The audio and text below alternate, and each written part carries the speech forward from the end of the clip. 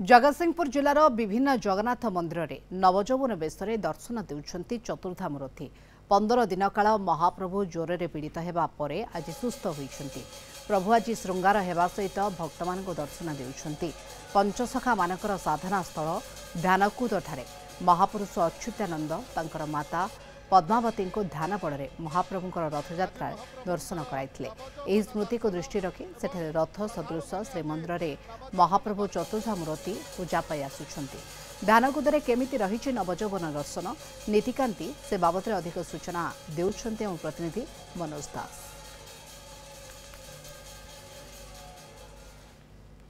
आज महाप्रभुंकर नवजौवन दर्शन एवं श्रद्धालु माने आज नवजौवन दर्शन करिसंती।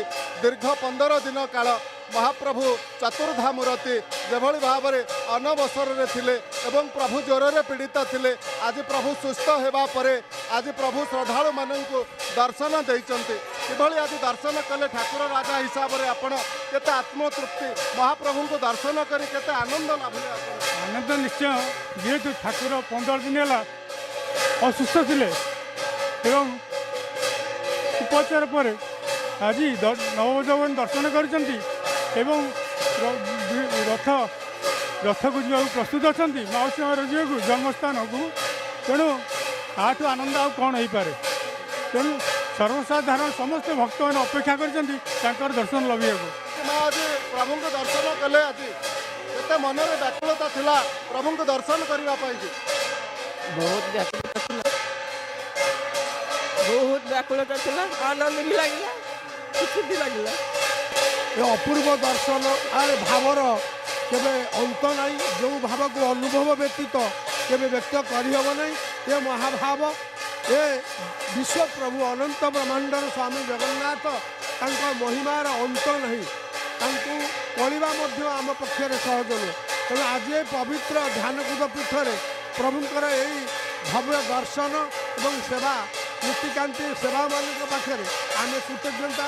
प्रभु विश्वर मंगल करंतु समग्र विश्व भारतर कल्याण करंतु जगन्नाथ महिमान समग्र विश्व शांति प्रतिष्ठा।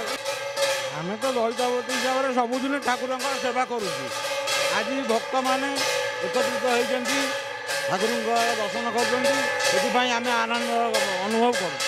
बर्तमान प्रभुंर नवजौवन दर्शन पर भोग लगे भोग पर सर्वसाधारण दर्शन पर महाप्रभुंर 15 दिन पर अणसर पर आज प्रथम थर महाप्रभु प्रसाद लगी हम यापर बंटन कर राति संध्या आरती पर आमर काली रथयात्रा महाप्रभुंर जहाँ सब अन्य अच्छी भितर सभा सब कराई काली रथयारूढ़ हो।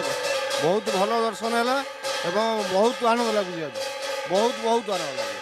स्नान पूर्णिमा ठारू महाप्रभु स्नान कर सारा पर ज्वर में पीड़ित होते एवं आज प्रभु नवजौवन दर्शन कराई श्रद्धालु मानू केते खुशी आज बहुत खुशी जीवन में खुशी भावी नी खुशी आम देखिपार भावी नी सकाल 6 आज बस कमी आज महाप्रभु को दर्शन कले आप